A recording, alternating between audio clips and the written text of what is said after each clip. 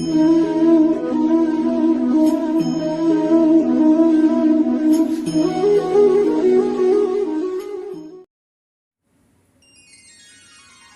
श्री कृष्णा। राधे राधे। कैसे हो भक्तों आप सब? उम्मीद करती हूँ सब अच्छे होंगे, स्वस्थ होंगे। मैं मनीषा कृष्णदासी आप सबका आपके अपने YouTube चैनल सद्गुण सेवा भक्ति में हार्दिक स्वागत करती हूँ। भक्तों, आज मैं आपके लिए बहुत ही महत्वपूर्ण वीडियो लेकर आई हूँ, जिसका विषय है कामदा एकादशी। हमें कामदा एकादशी कैसे करनी चाहिए, क्या व्रत का पारण है, क्या उसके नियम हैं और किस दिन हमें इसका पारण करना है। तो भक्तों, इस वीडियो में सभी जानकारियों में आप बने रहिएगा। और पिछली वीडियो में जो मैंने आपसे प्रश्न पूछा था उसका जवाब भी मैं इस वीडियो में अवश्य दूंगी। और एक सवाल और मैं आप सभी भक्तों से पूछना चाहूँगी। तो चलिए शुरू करते हैं भक्तों आज की वीडियो। भक्तों, मैंने अपने गणपति महाराज को तिल का आसन दे दिया है। सबसे पहले हमने उनको ही विराजित किया है, क्योंकि कहते हैं हर पूजा में पहले गणपति महाराज को ही विराजमान किया जाना चाहिए।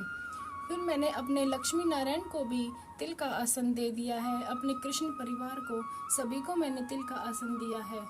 भक्तों, कामदा एकादशी में हमें गौ माता की भी पूजा अवश्य करनी चाहिए। इनको भी मैंने तिल का आसन दे दिया है। तो भक्तों, अब मैं अपने गणपति महाराज को जनेऊ चढ़ाऊंगी।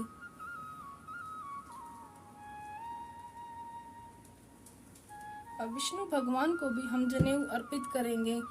अगर आपके पास पीला जनेऊ नहीं है तो आप सफ़ेद वाले जनेऊ को हल्दी लगाकर भी उसको भी आप विष्णु भगवान को अर्पित कर सकते हैं।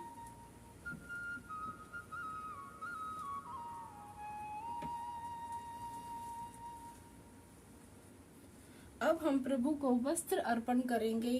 गणेश भगवान को भी वस्त्र अर्पण करेंगे।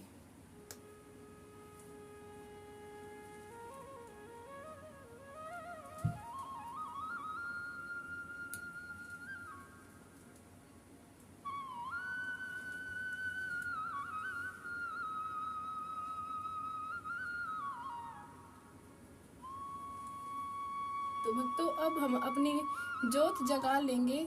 अपने प्रभु के चरणों में हम पूजा शुरू करेंगे अभी।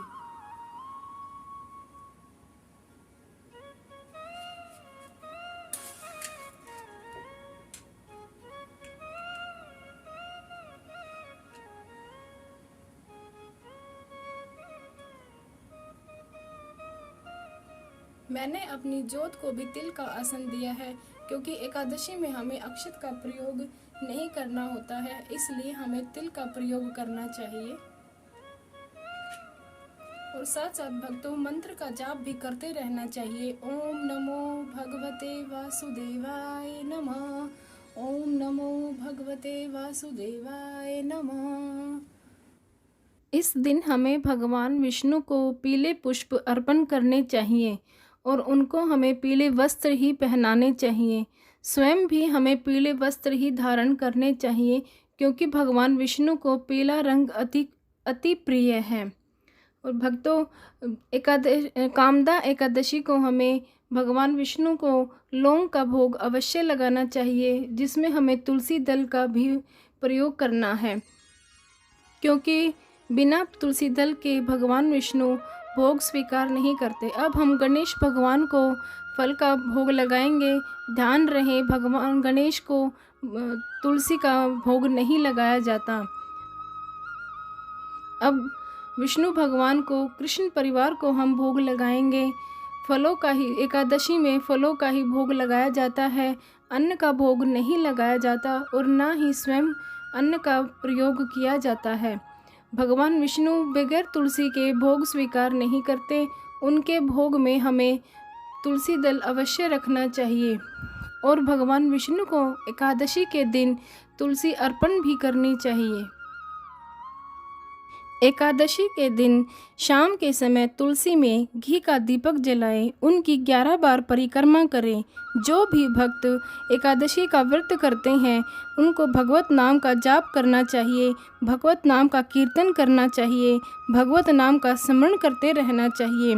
एकादशी के दिन कथा पढ़ें या सुनें, पराई निंदा से, बुरे विचारों से दूर रहें। हो सके तो दिन के समय श्रीमद् भागवत का अध्ययन अवश्य करें। ऐसा करने से भगवान विष्णु की कृपा आप पर सदैव बनी रहेगी। आपका आर्थिक पक्ष भी मजबूत होगा और भगवान विष्णु की आप पर और आपके पूरे परिवार पर कृपा बनी रहेगी। एकादशी का व्रत भगवान विष्णु को समर्पित होता है और भगवान विष्णु को अत्यंत प्रिय होता है। हर महीने 2 एकादशी और पूरे वर्ष में 24 एकादशी होती हैं। सभी एकादशियों का नाम और महत्व अलग अलग होता है। चैत्र माह के शुक्ल पक्ष की एकादशी का नाम कामदा एकादशी है। इस व्रत के करने से सभी कामनाएं पूर्ण होती हैं और आपके घर में रिद्धि सिद्धि का वास होता है और पापों का भी नाश होता है। इसलिए इसे कामदा एकादशी कहते हैं। जो भी भक्त सच्ची श्रद्धा के साथ एकादशी का व्रत करता है और तो उस पर भगवान विष्णु की असीम कृपा बनी रहती है।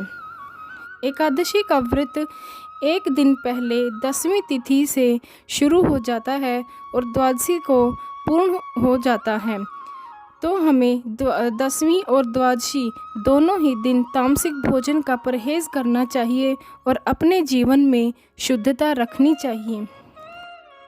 एकादशी व्रत के कुछ नियम होते हैं जिनका हमें विशेष ध्यान रखना चाहिए। जैसे उस दिन हमें तुलसी को नहीं सींचना चाहिए, ना ही तुलसी दल तोड़नी चाहिए। एकादशी में चावल का प्रयोग भी नहीं करना चाहिए। बाल और नाखून भी नहीं काटने चाहिए। जो भी माताएं बहनें एकादशी का व्रत करती हैं उनको उस दिन अपना सिर भी नहीं धोना चाहिए। इस बार कामदा एकादशी का प्रारंभ 12 अप्रैल मंगलवार सुबह 4:31 से, जिसका समापन 13 अप्रैल बुधवार सुबह 5:02 पर होगा। द्वादशी तिथि प्रारंभ होगी 13 अप्रैल बुधवार सुबह 5:03 से और जिसका समापन होगा 14 अप्रैल गुरुवार सुबह 4:50 पर। इस बार पारण के समय का विशेष ध्यान रखें, जो कि बुधवार दोपहर 1:31 से शाम 3:50 तक रहेगा। इस बार व्रत खोलने का समय बुधवार दोपहर को है, क्योंकि एकादशी का जो व्रत है वो कभी भी हरिवासर के समय नहीं खोला जाता। हरिवासर का अर्थ है द्वादशी तिथि की पहली 1/4 अवधि होती है, उसी को हरिवासर का समय कहते हैं। हरिवासर के दौरान व्रत का पारण करना भूल कर भी नहीं करना चाहिए। द्वादशी तिथि को किसी भी ब्राह्मण या किसी भी ज़रूरतमंद को दान अवश्य करना चाहिए। आपको आज की जानकारी कैसी लगी मुझे कमेंट बॉक्स में ज़रूर अपना सुझाव दें और साथ साथ ओम नमो भगवते वासुदेवाय नमः भी ज़रूर लिखें। भक्तों, मैंने पिछली वीडियो में आपसे जो प्रश्न पूछा था उसका आज मैं आपको जवाब देना चाहूँगी। जल से गहरा ज्ञान है, क्योंकि ज्ञान की गहराई को नापा नहीं जा सकता। ज्ञान में जितना आप डूबते जाएंगे उतनी गहराई आपकी बढ़ती ही चली जाएगी।